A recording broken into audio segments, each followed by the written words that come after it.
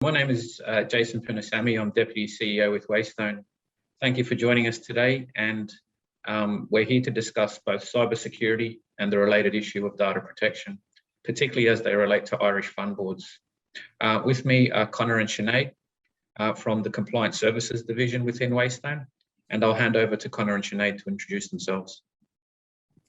Good morning, and thank you, Jason, for that. My name is Connor Flynn. I've worked in the information security business for the last 30 years or so, and I founded ISAS in 2011. And in 2021, in April, as Jason mentioned, we came together with 3 other companies to form Waystone Compliance Services. And I'm now Chief Information Security Officer with Waystone. Over the years, I've been a cyber advisor to key government departments, state bodies, and then in the private sector with financial services companies. And we've had a strong focus in the regulated environment and with startups in both the fintech and the regtech sector. I'm going to hand over to Sinead now to introduce herself. Hi, my name is Sinead MacDonald. I joined ISAS in 2017, just before GDPR came into force. I have a background in law, regulation, and in the financial services sector. I worked for 17 years in a multinational, and it's nice to see some of my colleagues who are attending here today. It's good to see them. Currently, I act as a data protection officer for a number of public sector clients that we have, and also in the fintech sector, as well as social media and a political party. We offer DPO as a service, and we also offer data protection services.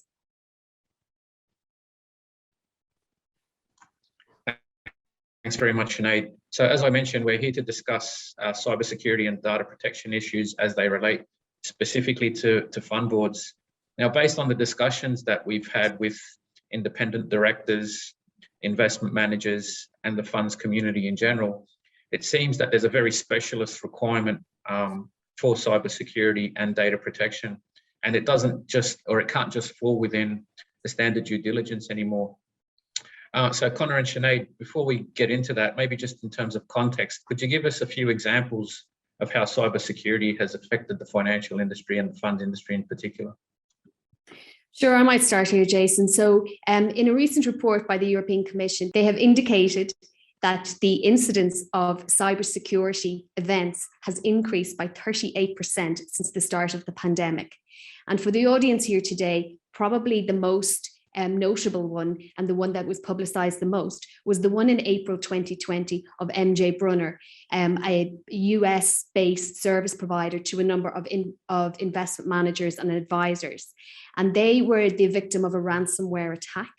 And when they failed to pay the ransom, the hackers disclosed a lot of company data, including the personal data of investors online. Because personal data was involved in the personal data of investors, a number of organisations had to report the incident to the Data Protection Commission here in Ireland, and to follow through on that report and to keep the Data Protection Commission up to speed on the investigation and any mitigating factors that were put in place to prevent this happening again. I think I'm going to highlight again some further examples of the scourge that we are now dealing with at a global level called ransomware, that Sinead touched on there. And it has touched so many parts of society, but in the financial services sector, we also saw this year that a company called CNA Financial, they were hit with ransomware, and they ended up paying the ransom of $40 million. Because their systems were so badly compromised and they did not have their resilience and their ability to recover from an incident in place, and they couldn't meet their customers' service level requirements. So they ended up having to pay this $40 million ransom to get themselves back online. We've also seen the ransomware outbreak that happened within the health service executive in Ireland. That has touched everybody's lives who are living here in Ireland, and the impact is still being felt. No more so than when it comes to the state's purses, when we are looking at a final bill, probably in excess of 750 million euro based on current estimates, and possibly up to €1 billion. So from a tangible event perspective, this is the kind of thing that we are very, very concerned about. And this is the sort of cyber breaches that are devastating organizations across the globe. Okay, so it's obviously a very real threat to the community in general and to fund boards as well. In terms of the regulatory response and regulatory drivers behind, the whole dealing with cybersecurity and the data protection aspect of it, Connor, could you give us a bit of flavour as to what the central bank is saying? Yeah, so I think the central bank, like many of the regulators across the globe, and particularly what we're focused on here in Europe and Ireland, are looking at is the risks and the management of the cyber environment from a funds perspective and the service providers operating that area. And over the last couple of years, I mean, starting in 2016, we had a strong focus and guidance from the central bank. We then had, in 2019, we had the thematic letters that were sent to the CEOs of the people who are operating in the funds area and the financial services area with regard to their preparedness and the thematic inspections and the areas that they focused on. And more recently, we've seen the consultation papers that have been issued by the CBI. And in particular, if we look at a couple of those in particular, I mean, the two that really spring out to us at the moment from a cyber perspective are CP 138 and CP 140. And the CP 138 is very clearly focused on outsourcing, and we're looking there at what the central bank are trying to do is get organizations to focus on the risk areas that they have. And then in CP 140, we've got the whole area of operational resilience. So again, what we're trying to do is bring a focus upon these specific points. And 140, CP 140 is, again, it is currently a consultation paper. It will likely become guidance, and there is some very specific guidelines within those. Guideline 9 talks about the resilience strategies, and that a fund and a service provider must be able to demonstrate, and they must have evidence of it. And this resilience comes back to the points we mentioned with regard to the breaches, like we talked about with MJ Brunner, with CNA Financial, and the HSE outside of financial services. That resilience is key. But then when something does go wrong, Guideline 12 speaks about the incident management strategy. And a lot of value that's put in an organization today is how it deals with an incident when it occurs. And this is going to be one of the key things, because we do have to expect that there will be some. We'll do our very best to make sure there isn't any, but how you deal with it when it does occur. And Guideline 14 follows on from that very clearly. It says that, well, having had an incident and having dealt with it, what were the lessons learned? How can you improve your process? How can you improve your resilience and make sure that if something else happens again in the future, you will deal with it better? These are some examples of where the CBI, and we're seeing other regulators, we're seeing the Digital Operational Resilience Act, and I know Sinead's going to touch on that, but there are other areas in more detail that is becoming a very complex area for the regulator to deal with. Okay. And Sinead, from an international perspective there, what are we seeing in terms of regulatory requirements and guidance? So I think as Connor mentioned, the key word is resilience.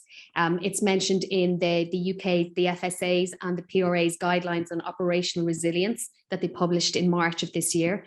The BAL principles for operational resilience was published in April of this year.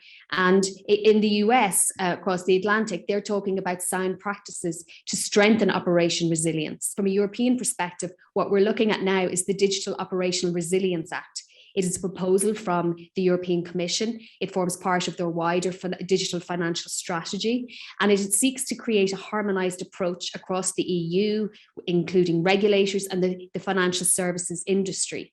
And the pillars within that proposal are risk management and governance.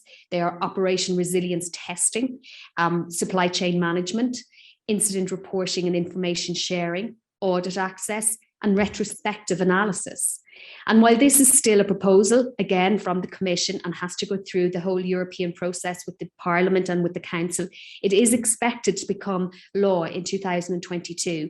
And it was referred to by the Central Bank in their CP 140. So resilience is a theme that is not going away. Okay.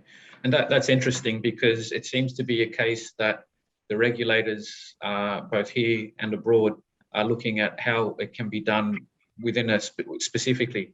So rather than looking at it within the context of traditional operational due diligence, have carved out and are focusing on both cyber and data protection very specifically. So Connor, I guess the challenge here is figuring out exactly how to translate these principles and these guidance to specific requirements for fund boards. So what do you see as being able to address that challenge, and what are some of the difficulties potentially around implementation?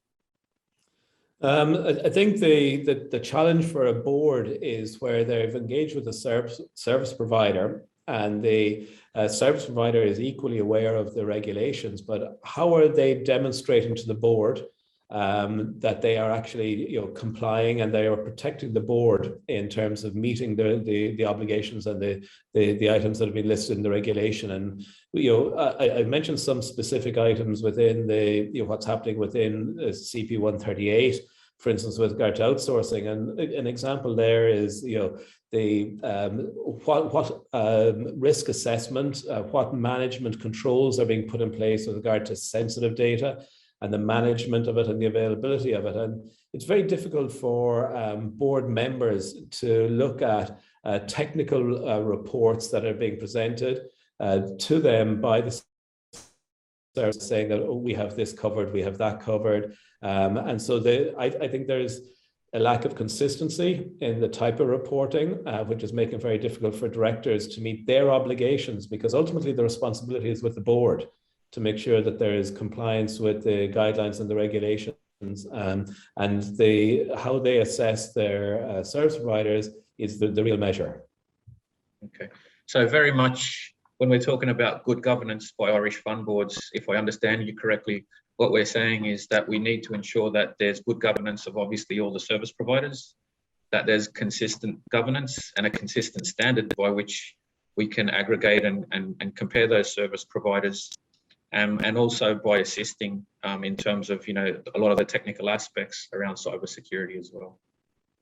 Absolutely, and it is you mentioned a word there. It is technical and it is specific and it requires expertise. And the board representatives, the directors that are sitting on the boards, they have to be able to make risk-based decisions based on information that is presented to them about the investment strategies and the direction that they're going, and make those sort of decisions. But they have to be presented with information that they can interpret, that is in plain English, and that will help them make those decisions, and that the information that they're looking at and assessing must be consistent across all the different service providers. If you've got service provider one providing a high-level executive 2-page summary, and service provider 3 is providing a 1,000-page technical, very detailed technical report output, they're two very different things to make decisions on. And I think it's quite akin to the role of the MLRO and the technical expertise that is required in terms of advising a board with regard to decisions. Okay. So you touched on the MLRO there, and obviously the MLRO is a dedicated function that serves the fund board and helps the directors in terms of their governance of the board. It seems that, is it fair to say that you're suggesting something similar is emerging within the cybersecurity space? I think so, Jason, because I think the board needs plain English. It must be consistent information with regard to all the different service providers. And it needs that information that is gathered from them. There needs to be a lot of it. It needs to be technical in its nature, but it needs to be interpreted then by what we are proposing, and what our customers have actually been asking us for is what we call the cyber officer. It is the role that will be able to advise the directors of the fund and on the performance from a cyber perspective of each of the different service providers to that fund and show them performance over time. But the important thing is there will be a consistent level of reporting is what we're proposing in this role to the board, that the board can take assurance from the assessments that are being carried out and the depth of those assessments and the granularity of them, but that we will surface up then a very easy, straightforward to interpret and a solid artifact to be part of the board paper pack. Okay, that's a really interesting concept. And I guess, Sinead, what we'd be interested in hearing is how the data protection element of that feeds into the cybersecurity aspect, because obviously, cybersecurity is around the issue and the risk of your data being compromised. So how do you see data protection fitting in with cybersecurity? So yes, so there is an overlap when it comes to security. One of the GDPR principles deals with integrity and confidentiality, and it says that personal data must be processed in a manner that ensures appropriate security of the personal data, including protection against unauthorized and unlawful processing, using what is known in GDPR as technical and organizational measures. And it's these technical and organizational measures that are the measures through which information security controls are implemented. And that's where the overlap is. And now from a fund's perspective, data protection is a key consideration in the whole area of AML. And this is illustrated when you look at the latest European Parliament proposals in the fight against money laundering and terrorism financing. As you will be aware, this legislative package includes 2 directives and 2 regulations, with the idea of a harmonized, increased effectiveness and enhanced supervision in the area of AML. And what the European Data Protection Supervisor has said is that there are certain areas of concern and certain areas that they would like to be included or not to be included, as the case may be. And there we're looking at the package should identify specific categories of personal data that must be processed and not left to technical standards. The conditions and the limits for processing the special category data and criminal conditions and offences should be set out. There should be no requirement for the processing of certain personal categories of personal data, of special categories of personal data. And there must always have this idea of necessity and proportionality, which is a theme in data protection in relation to the access to the information required for AML checks. So this is where it is very evident that more data protection is going to come into the fund sphere, and also where that interaction is from a cybersecurity perspective. All right, then. So with all of that in mind, we're just scrolling through some of the questions that have come in here, and there are some excellent ones and very practical. The first one is, you can't eliminate all cybersecurity risk, but what is an acceptable level of risk? So Connor, I might pass that one to you. Okay, so I think one of the very first things we want to talk about is how you assess risk. And one of the things that we have to be very careful of is that compliance with regulation or legislation is not a risk-based decision. It is mandatory. It is the requirement under law that you will follow the guidance and follow the specific regulation where it is laid out as such. Where the risk assessment piece comes into it is with regard to the risk appetite of a board, with regard to the approach that they are taking with regard to investment risk. There are lots of types of risk that a board need to be able to make decisions upon.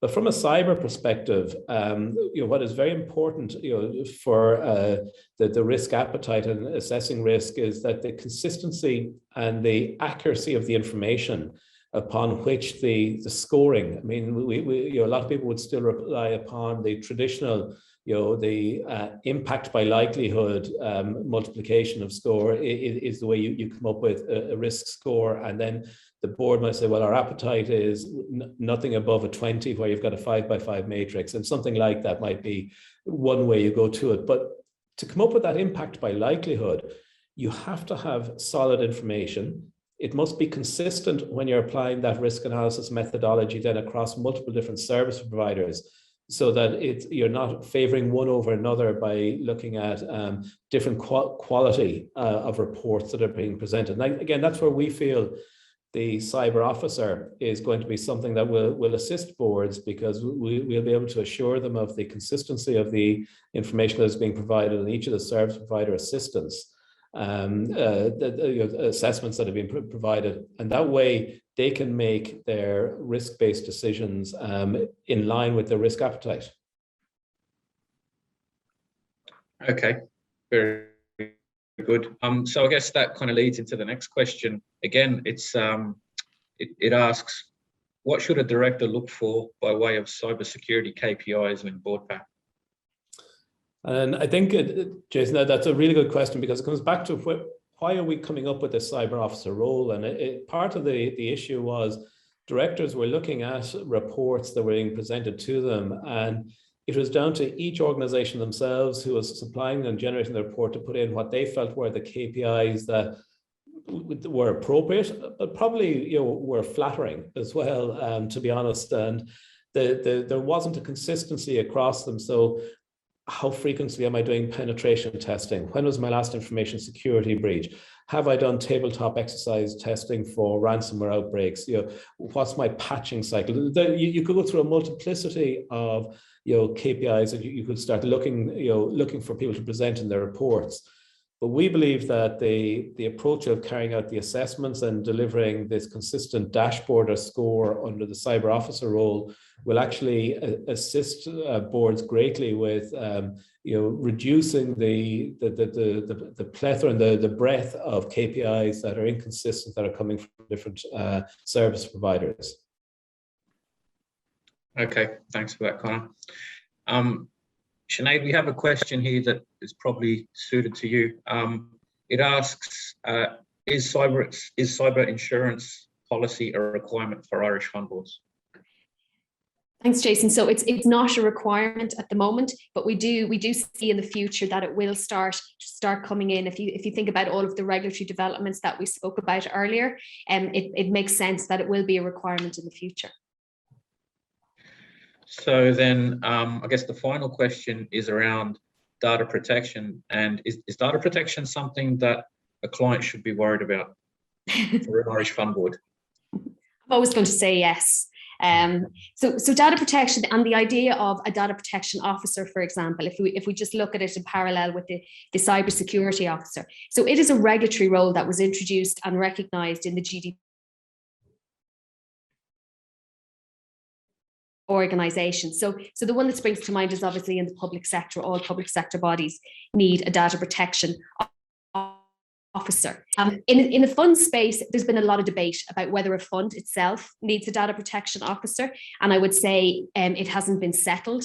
There's definitely a school of thought that says it does, but regardless of whether that is a data protection officer, in Waystone, we have a range of services that we can provide to clients, and it does go from that data protection officer right through to data protection advisory services. And we offer that today for our clients. And that is where we have quarterly board reports on data protection, on the data protection practices of the service providers. If there is any data breaches that we need to explain and highlight to the board, if there's been any data subject to access requests, if there's been any change in the record of processing activities. So we provide that whole gambit of services. And again, the idea is to give that board the overview of compliance of their service providers of the fund, and to provide assurance to the board that, again, the obligations are being met. Because, data protection, it's a bit boring. No one likes it as much as cyber, let's be honest. Everyone just throws to this. If you had put data protection on this invite, we wouldn't have got half as many people, but cyber is the key thing at the moment. So from a data protection perspective, there are still obligations on service providers. There's still obligations on boards. So what we do as part of our service is to explain that and to give assurance to the board that those obligations are being met. We also provide training, we provide incident assessment and reporting, and again, regular briefings for the fund on data protection, regulatory findings and incidents. And data protection, it's not just that GDPR came in 2018 and that is that. There has been numerous rulings in all of the European, from all of the European supervisory authorities and also from the European Court of Justice. And they have to be interpreted by someone that knows what they're talking about. And also, what are the implications for the board in that regard? So I do see this as we're expanding our service. We can, of course, be that data protection officer, but we can also provide those advisory services. Thanks very much, Sinead. And there's an excellent summary there of the two services that both Connor and Sinead have been talking about, which directly address the requirements that have stemmed from the regulators and what market participants are looking for.